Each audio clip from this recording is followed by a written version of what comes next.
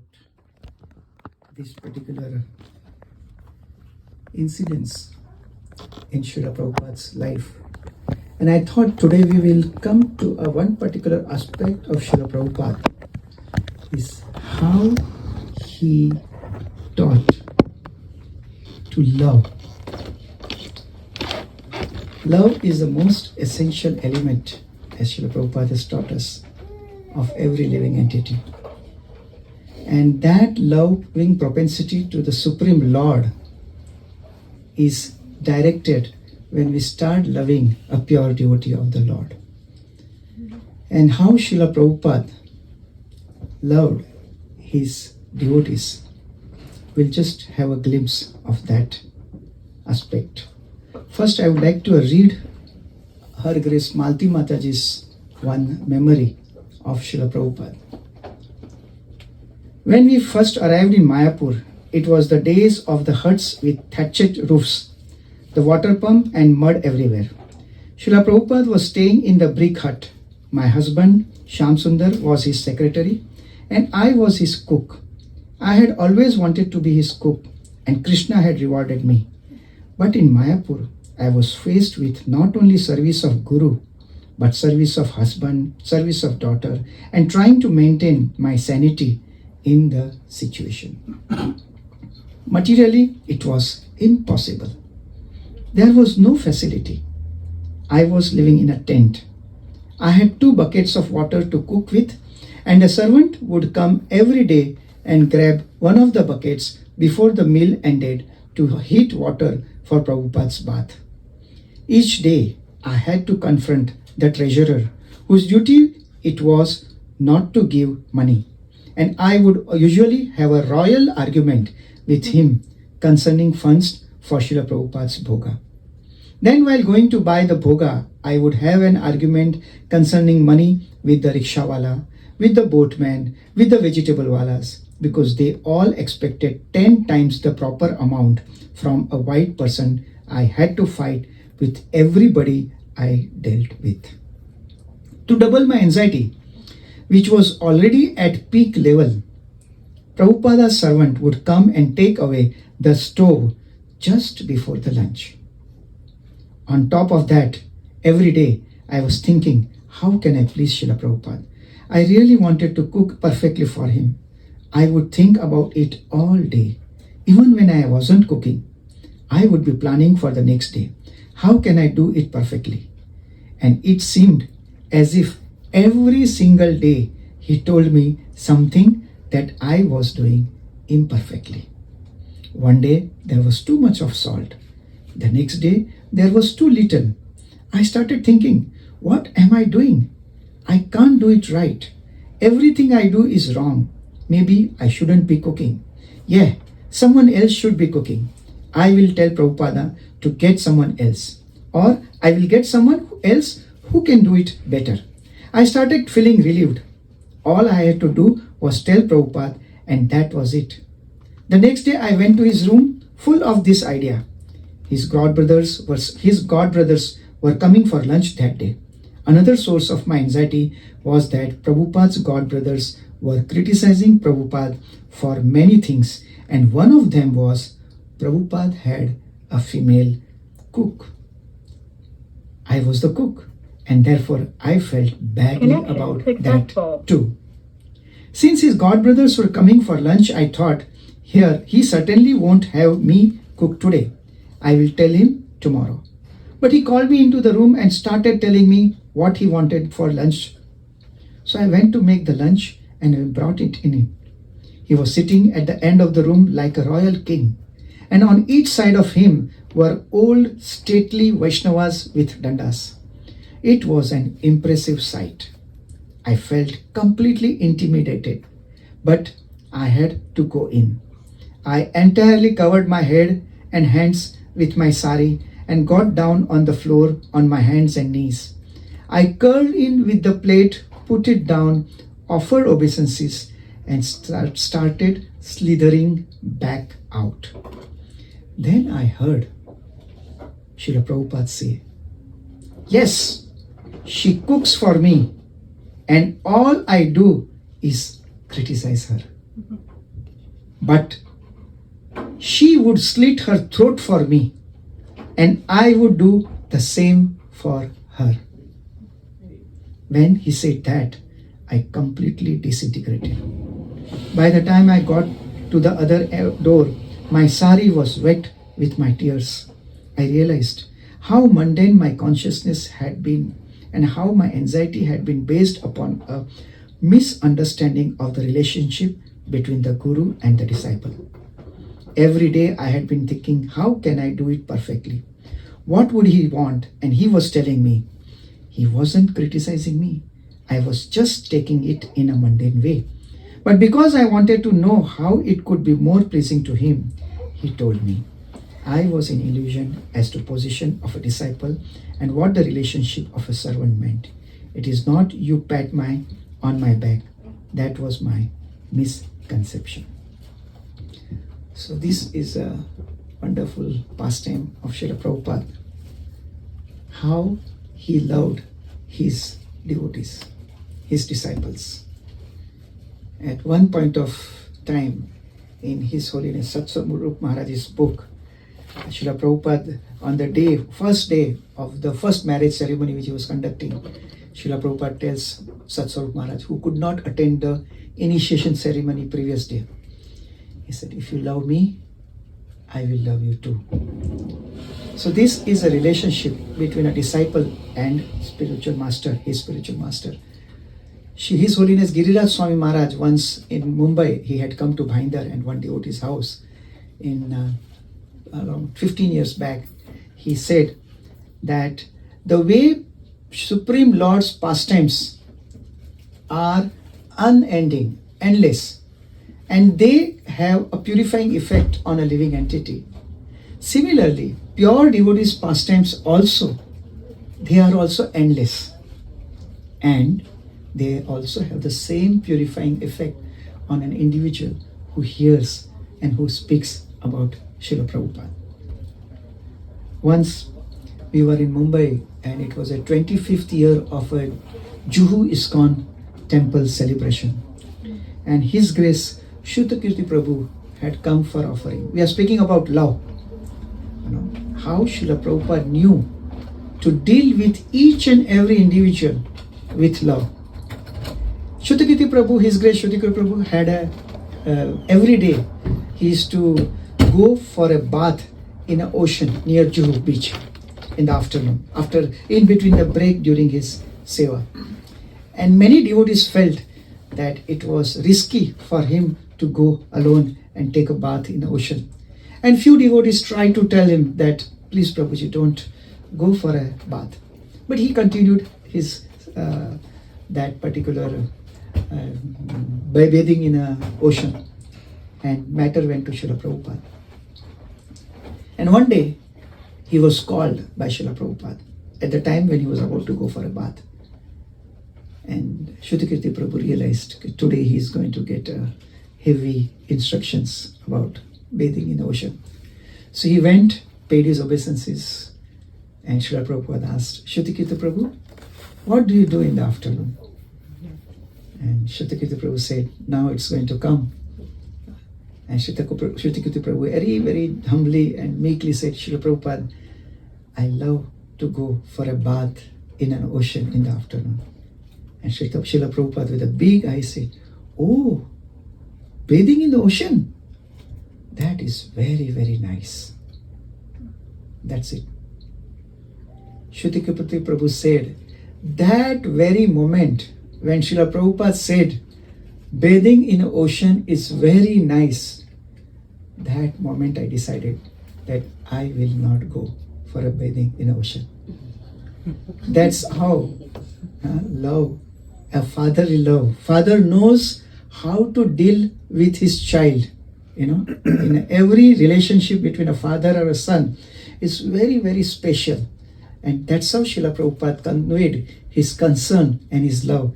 And the son realized that particular instruction the way it was told. There is a beautiful incident in His Grace Burijan Prabhu's book about the memory of Srila Prabhupada. Burijan Prabhu, His Grace Burijan Prabhu, with a great difficulty, he got one very beautiful gift, a gold ring for Srila Prabhupada. And Srila Prabhupada was, as we know, he was taking on the terrace that particular time. Srila Prabhupada was alone and his servant was about to come for a massage. And he offered that ring with all humility, love and affection to Srila Prabhupada. And Srila Prabhupada very graciously, lovingly accepted that gift and thanked him. By that time, the servant came up with all the materials for massaging Srila Prabhupada. He started massaging Srila Prabhupada. Shrutikirti Prabhu was sitting there and one devotee, maybe other, was sitting. And while massaging, after some time, the disciple, one who was massaging Srila Prabhupada, came to know of a new thing on Srila Prabhupada's finger and says, "Oh, Srila Prabhupada, this is a beautiful ring. Who gave you?" Srila Prabhupada very lovingly gazed at the ring and he said, "Someone gave me." Burijan Prabhu was sitting right over there. And Burijan Prabhu writes, when Srila Prabhupada expressed that intimacy of love, that very moment my heart started melting and it started flowing towards the lotus feet of Srila Prabhupada. Prabhupada could have said it was given by Burijan Prabhu. But one of the signs of intimacy is a secret. And keeping that secret, somebody gave me right in front of Burijan Prabhu. When Prabhupada said that, it melted heart of Burijan Prabhu with that intimacy. And it started flowing to the lotus feet of Srila Prabhupada. In Vrindavan Day's book, one boy, small boy, when Srila Prabhupada used to stay at Shri Radha Damodar Mandir. And there, we know that small room where Srila Prabhupada used to stay. That room, Srila Prabhupada stayed for quite a long time. And every day Srila Prabhupada was go to one shop and he will purchase milk from that shop. Now after that, he developed connectivity with that particular owner, and his son, a small son of around 8-10 years old boy, would every day bring milk for Srila Prabhupada in that particular room. And that boy writes that one day I happened to go in Srila Prabhupada's room and the door was partially open. There was a small opening on the door and I thought that I should not disturb Srila Prabhupada.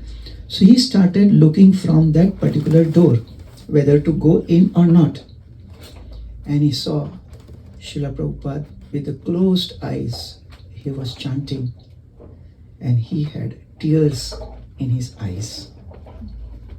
At one point he said that when he saw Srila Prabhupada so intensely chanting, but there was a very big scorpion very closely walking by where Srila Prabhupada was sitting. And he was very much afraid. So he made a sound with his mouth, to make Srila Prabhupada aware. And after some time, when Srila Prabhupada opened his eyes with a deep affection, he looked at the boy and he said, "Srila Prabhupada, scorpion is there." And Srila Prabhupada very calmly, very matter-of-factly said, "Don't worry, he is also a Dhamvasi." And that scorpion gradually slithered away. At one point of time, one devotee who was trying to clean Srila Prabhupada's room, and there was a spider net, and he tried to clear that net, and Srila Prabhupada said, "Be careful. Every living entity in Vrindavan is Dhamvasi. We should be careful." That boy, after a few years went by, we are talking about love. How Srila Prabhupada had love for each and every living entity, his compassion.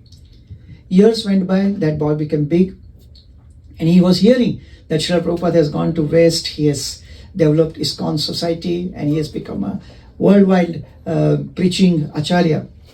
And one day Srila Prabhupada had come to ISKCON, our Vrindavan temple. And he wanted to meet Srila Prabhupada so much. But somehow he could not meet because he was not allowed to see Srila Prabhupada. And one point when Srila Prabhupada was leaving Vrindavan, he was standing far, far away. And his heart was hankering to meet Srila Prabhupada so much that he started shedding tears.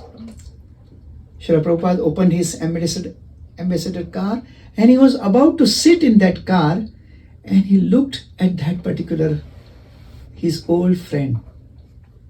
And he just called him by the name. He called him by his name and he just embraced him tightly.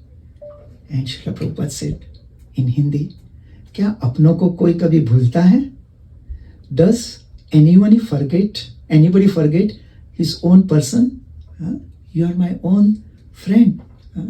And that man, he says that I cried and touched Srila Prabhupada's feet.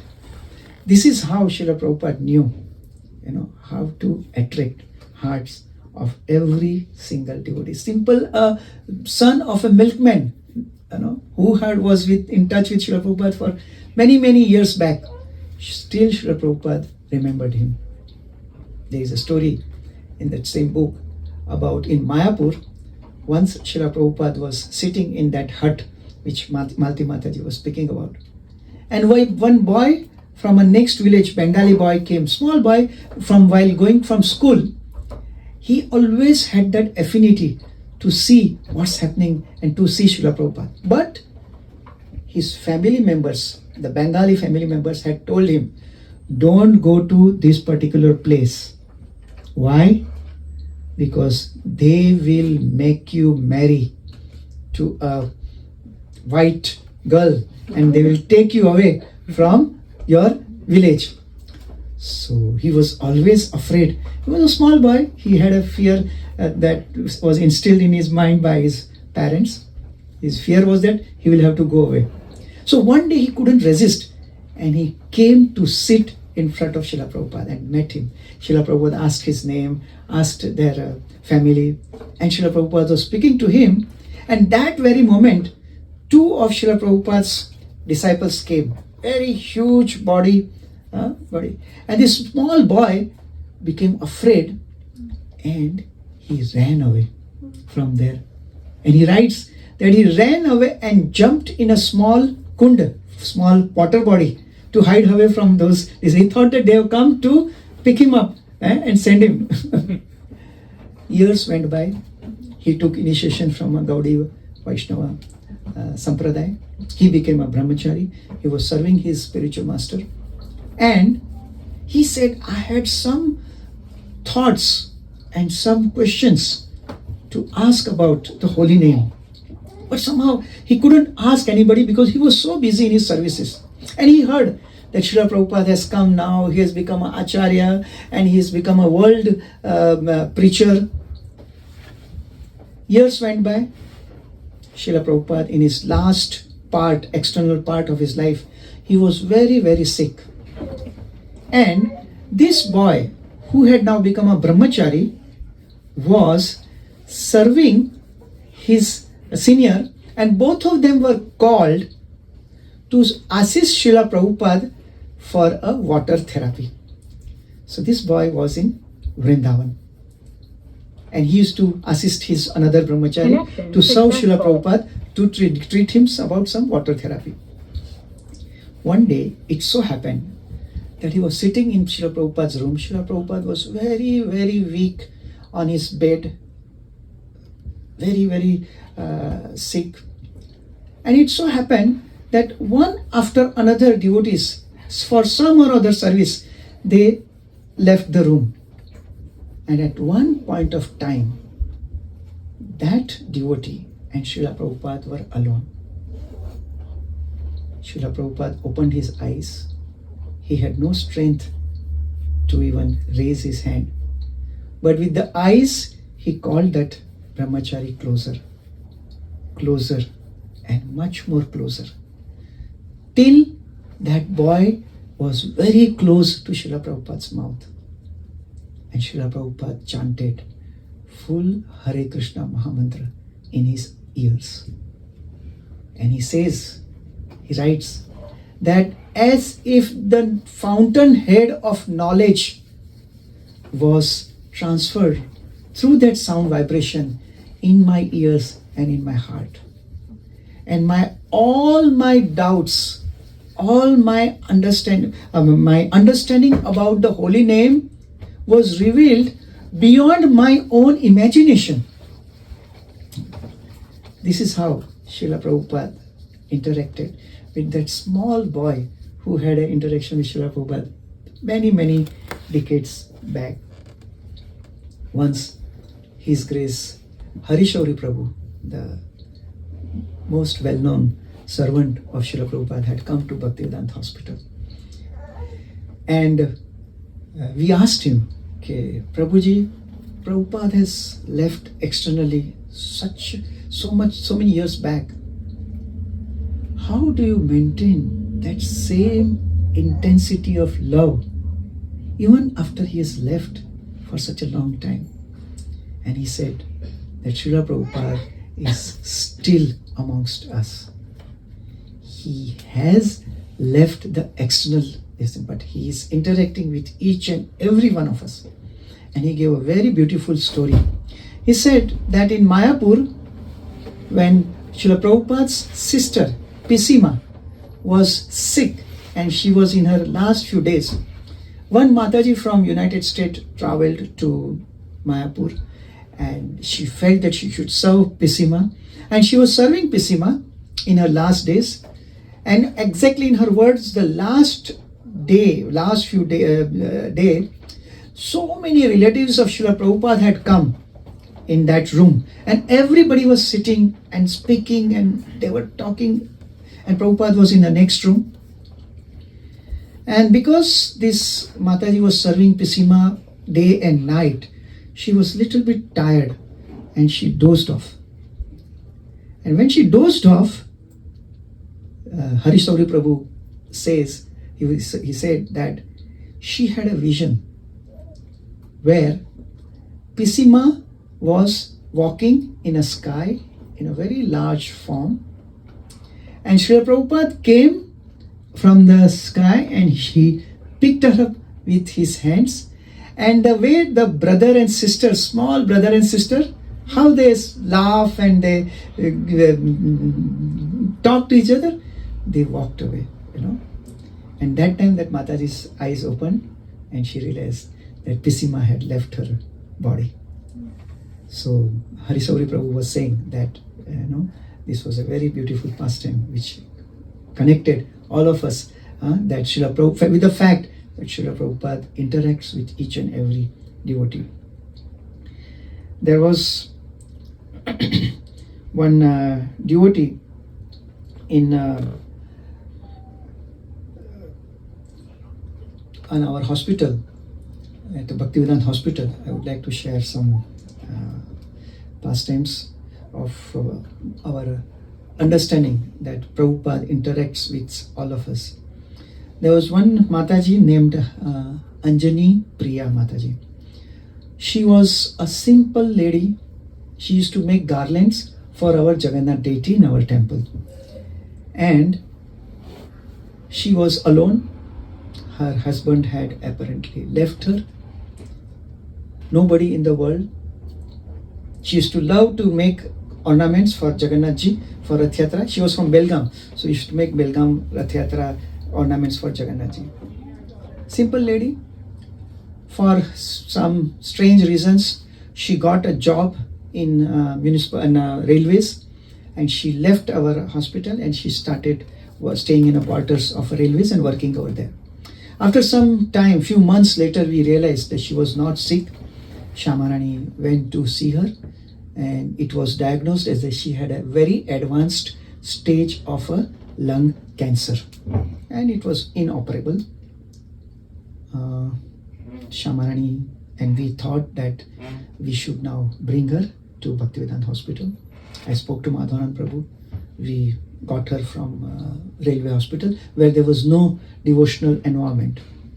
She was brought to our hospital. That cancer was increasing, and if we know that lung cancer, when it spread, it presses the major blood vessels. So all the veins were pressed. So the hands were swollen with a lot of blood and fluid, and it was extremely painful and agonizing situation. Every day morning I will go for a round and I will meet her. Mataji, how are you? And I could understand she was in too much of a pain and agony. And we were praying, we were trying our best. We have a palliative care department at Bhaktivedanta Hospital, which was taking care of her. At one day morning, when I went to see her, amazingly, she was light as a feather, and she was chanting and she was smiling. I said, Mataji, what happened? I was very happy to see her in that state. She said, Prabhuji, yesterday night, Srila Prabhupada came in my dream. And he said, Anjani Priya, enough of this body now. Please come back. That night, that evening, I was just wondering how this is possible. After a few days, His Grace Radha Gopinath Prabhu was chanting for her whole day. In the night, His Holiness Bhakti Rasamrita Swami Maharaj chanted for her on phone. And once that chanting was over, after some very short time, she left her body. I was just contemplating that in India, 70% of India is still village. So the system is that a boy from the village comes to the city to earn. He marries, he has a children, but once in a year, for a month or 2 months, every person goes to their village with their family members to spend time with their father, mother, uncle, grandmother, grandfather. So when we go for a yatra by train, a long journey like a Mayapur or Jagannath Puri journey, we see this particular picture every time, that a husband, wife have a small children, and they are getting down on a particular station where the grandfather, grandmother have come to pick them up. So that scene is very vivid, is that first the grandfather will take the luggage, take the luggage, then he will take the grandchild. Then the daughter-in-law will come, she will touch the feet of father-in-law and mother-in-law, and then the son they will embrace. So this scene, looking at this scene, we were just thinking, we were sharing with the devotees that Srila Prabhupada came in the dream to her granddaughter, and first he took the luggage, the burden of the pain. That burden which was there, the station, Anjani Priya Mataji's station had already reached. It was about to come, the station. So he first took that burden of her pain and said, Anjani Priya, enough of this body. Please come back.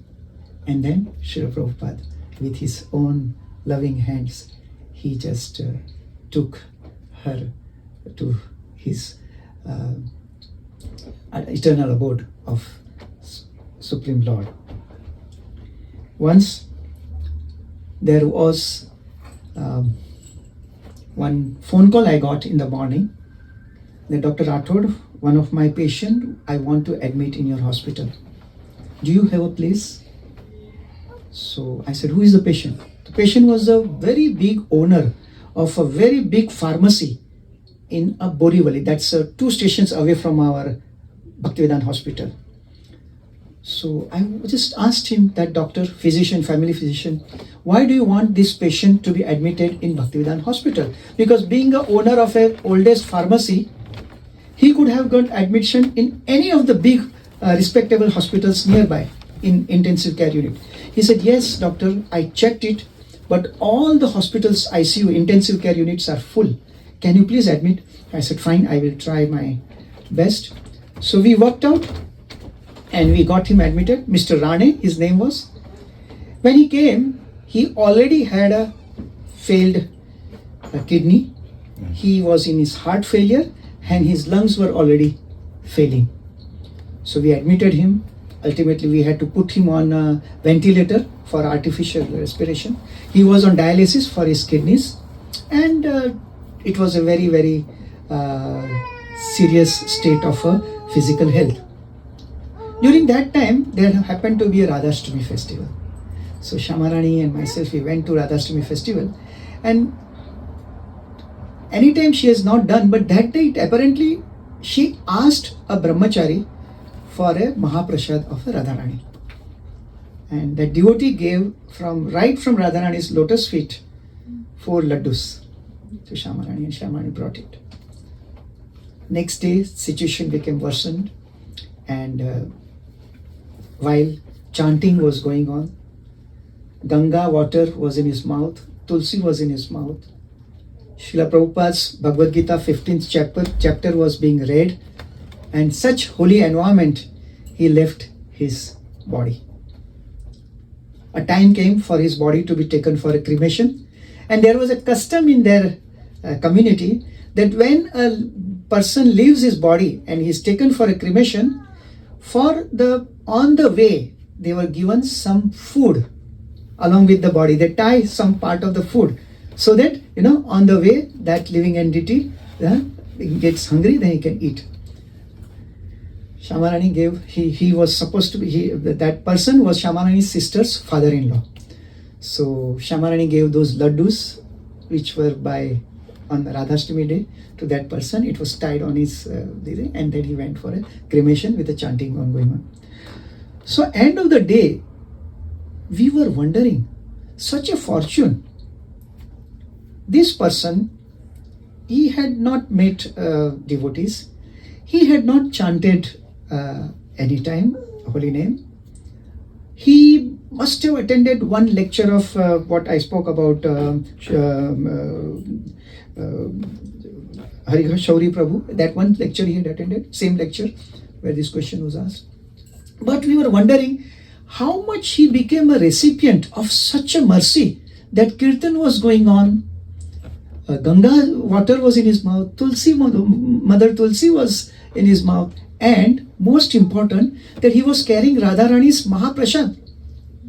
Then we were wondering, and then we realized that around 20 years back, when we were just married, and we were doing book distribution that time, after our marriage, and one December month, because he had a very big chemist shop, a very reputed chemist shop with a large storefront, he had given us permission to display Srila Prabhupada's books on his front desk.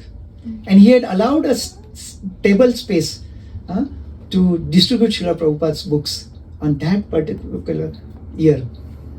And we were just wondering how Srila Prabhupada reciprocated with that small service which he had done, that when the time came for him to pass away, Srila Prabhupada reciprocated by providing him holy name, holy Ganga Jal, Tulsi Dal, and Mahaprasad of Radharani. So whatever little service we do for Srila Prabhupada, Srila Prabhupada always remembers, and he reciprocates beyond our imagination. There was one person who was, so I think now it's 7:20. We will just short. One person came to Srila Prabhupada's famous Churchgate program. In that famous, what was that park's name? Cross Maidan. The Cross Maidan. And one person would come, sit here, take prasad and go. For 7 days he came, and then he went on with his own life. He was young that time.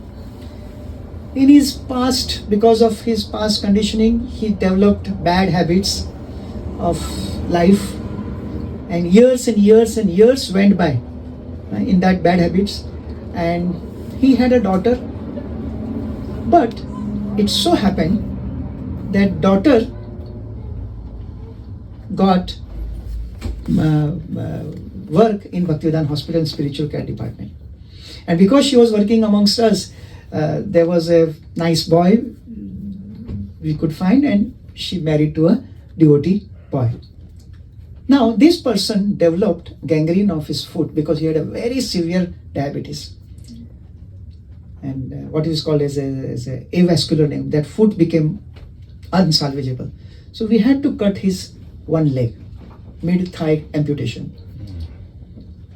Forced to live in his daughter's place. He had to give up his all those bad habits, which eating, drinking.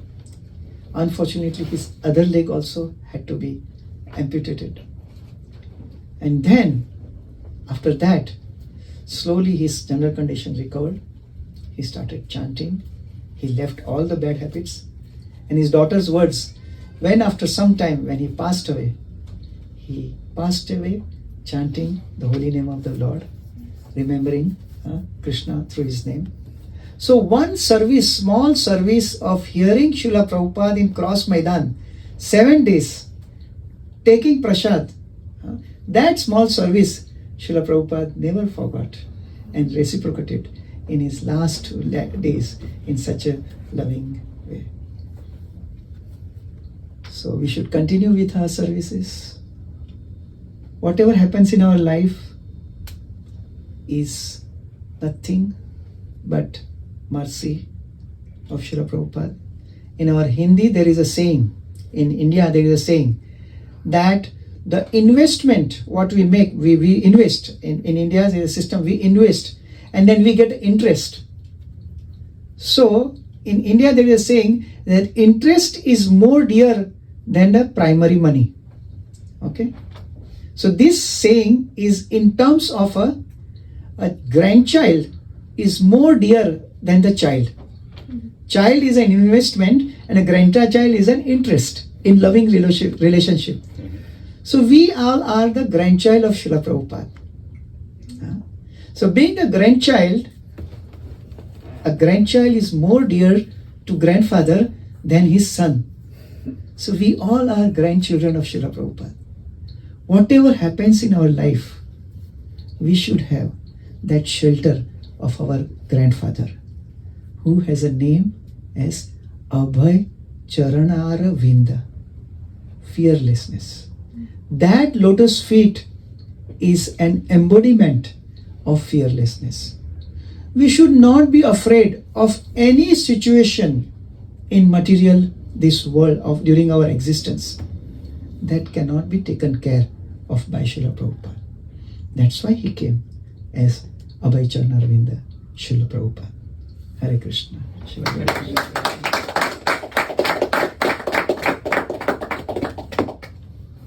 His Grace Giriraj Prabhu ki Jai. Srila Prabhupada ki Jai. Thank you so much.